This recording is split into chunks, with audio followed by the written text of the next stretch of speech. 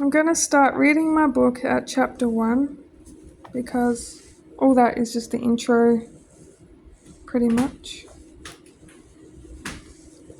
This was my old title for my book, but I changed it to something else because I unpublished it and I'm redoing it. I'm still doing the ending. So, I'll start reading.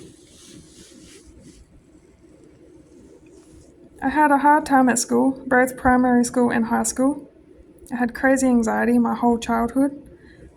One time in high school, my parents bought me and my oldest brother camping hiking bags for school bags. I got teased for it. I was embarrassed wearing it. I went and bought a normal school bag and got screamed at and strapped for it. My brother bought a normal school bag too, and he yelled back at Dad, but he also got punished. Mum and Dad accused us of being ungrateful. They just didn't want to spend money to look after us properly. They didn't care if we didn't fit in. They just wanted to spend money on alcohol and getting drunk every day.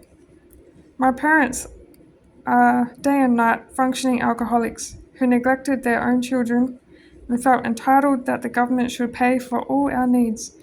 Their belief is school uniforms should be free. I used to get strapped every day when I was a child, even through puberty.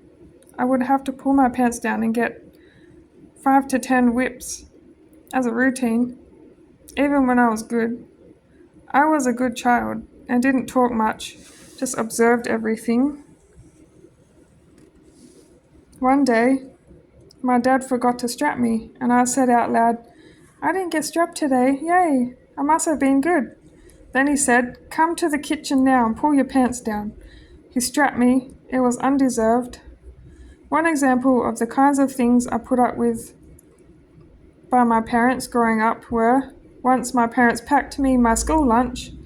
They made me take a sardine sandwich to school, and I got humiliated in front of my whole class because it smelt the whole classroom out.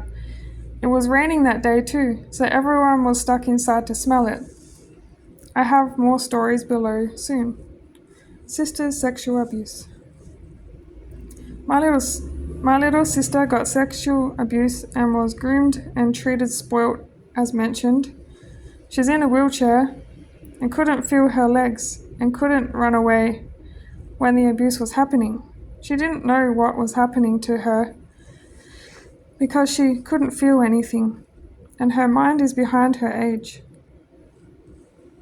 The first time I witnessed the abuse my dad was doing to my sister, he had his pants and underwear down, and she also had her pants and nappy down, and he was abusing her sexually. She was only 2 years old, and the first time I witnessed him doing that to her, I was only 9 when I saw it happen. I ran to my bedroom after watching my dad pull down his jeans and underwear and laid in the doorway doing his deed to her half naked. There's plenty of other times he did his deed to her growing up, but he hid it, wearing clothes on top, dry humping. All my brothers turned a blind eye to it. I used to go with my brothers to get fish and chips or go to the skate park just to get away from him being sexually abusive. I couldn't be around it. It made me shake and have anxiety. I felt powerless and emotional in every bad way. Mum turned a blind eye to it as well. She was facing the kitchen, cooking with her back turned to it, all while it was happening. I'm pretty sure Dad got Mum drunk, or worse, gave her drugs, because Mum was so out of it sometimes when Dad did his sexual abuse. I'm not sure if Mum was in flight mode or something, but she wasn't fully aware of her surroundings. Her eyes looked like she was daydreaming or zoned out. They were glassy. Maybe she just didn't care at all. The reason I didn't go to the police until I was about 23 years old is because my parents destroyed my confidence, and I didn't have a voice until I started to heal myself mentally and heal my inner child. Also, because I told a girl at school when I was little that Dad smacks me and he got in trouble by the police and then I got punished for it, which I go into more detail about in another chapter. So when I went to the police, I was 23 years old and they sent me to report it to Child Protective Services. The Child Protective Service officers were gaslighting me. It was 2 officers. The officers were both men and I felt like they were playing mind games because they probably wanted to take my dad's side. The impression I got from them in that was they were corrupt. They were belittling me and minimizing what happened. They made me think I was filing a report, but they didn't file it, and they told me to come back and make a report. Then when I did come back, they said they didn't make the report because I was sad. They were playing mind games. I finally got the report done, but they lied and said it would be made over a video, which didn't happen. They just apparently wrote down the report. They finally opened the case, but absolutely nothing happened with it, and the case got closed. My suspicion is that they made the whole thing up, and Dad didn't even get investigated at all. If he did, they would have found things on Dad's computer. He had hundreds of photos of my sister on there, because he was like obsessed with her. He didn't get investigated. In the middle of reporting Dad, I built up courage to tell him. I rang Mum to tell her what Dad did to my sister when I was younger, thinking she would understand. She screamed at me abusively, calling me names. Then she said she disowned me and that I was no longer her daughter. I already felt disowned anyway because she was never there for me and I had no bond with her. She never gave me much eye contact to me or talked much with me as a child. I knew Mum didn't care about me from an early age. I did nice things for her. For example, a few times I cleaned the whole house and bought her gifts. She screamed at me for cleaning and threw my gifts in the bin. Once when I was little, probably 4 or 5, I made her a handmade gift. She threw it out. My parents made me throw out expensive designer Barbie doll gifted to me by one of my aunties on my dad's side. I was only 5 years old. It was traumatic. I remember standing at the wheelie bin crying. I had to throw it out because my parents were Jehovah's Witnesses back then and they were strict on me. They said Barbies are idols and that I was worshipping it. One year for my birthday, my oldest brother and I have a birthday in April. I think I turned 9 and he turned 8. Mum and Dad bought me a $9 empty sewing box, but my oldest brother got a $300 remote control Meccano set. I felt unwanted on my birthday.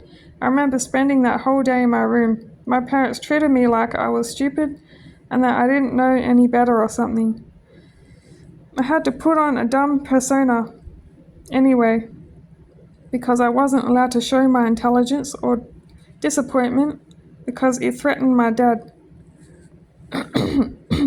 Also, one year, all I got for my birthday was a garden gnome.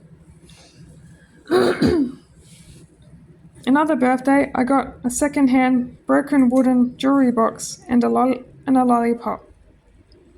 I just got crap from my parents. I had to buy my own set of drawers for my bedroom with my pocket money. I had to use the money for furniture and things like that. Sometimes us kids would spend our pocket money on small things.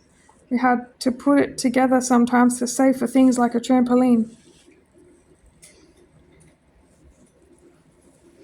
Another time I felt abandoned is when my family went to their friend's house who have kids around our age. Back then they had a baby and I had just walked into the bedroom where their baby was rolling around on the bed. Then the father walks in and screams at me to get out and accused me of the baby rolling off the bed. Even though that didn't happen, I ran away. I ran to the shearing shed and was going to keep running and never come back. I sat on the steps crying, feeling so upset because I didn't do anything wrong. The sun started to set, and an hour later, Mum comes to find me.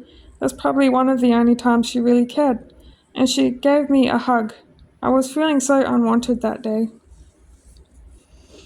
One day at a farm property that my nan and pup lived and let us stay at, I was watching some kangaroos in the field, and my family didn't tell me.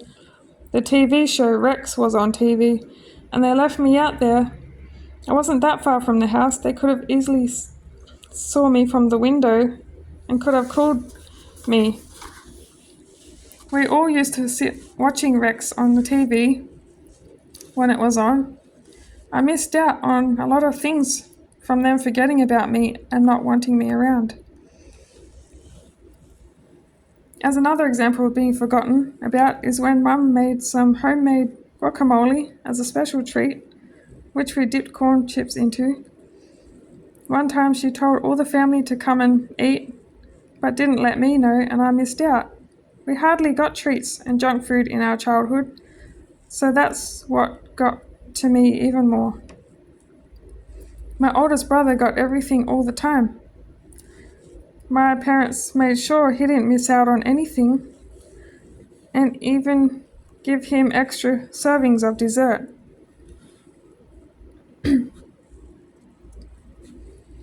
And I'll do this chapter next time. That's all I'm doing today. Thank you for listening.